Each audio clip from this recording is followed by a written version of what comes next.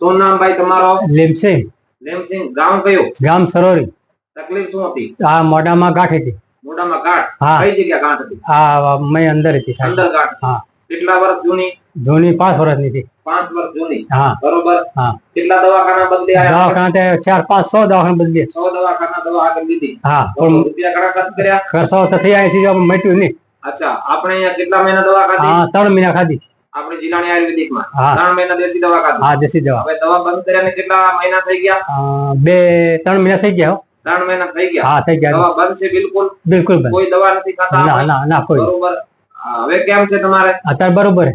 ગાંઠ મટી ગઈ? મટી ગઈ. કોઈ જાતની કાંઈ પીડા? ના, પીડા નથી. પહેલા શું કેટલી મોટી ગાંઠ હતી? આમ મોટી ગાંઠી છે.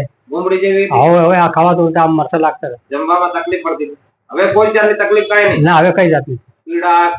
પહેલા ગાંઠથી શું થતું હતું? ખવાતો નતો. બીજું શરીરમાં માથો સડ્યા, તાવ આવતો, એવું બધું. તાવ આવી જતો? ગાંઠની પીડા? હા, એની પીડા.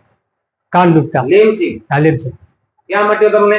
હા, તમારે આજ દવાખાને. જિલ્લાની આયુર્વેદિકમાં? હા. જિલ્લાની આયુર્વેદિક ભચાઉ. બચાવ.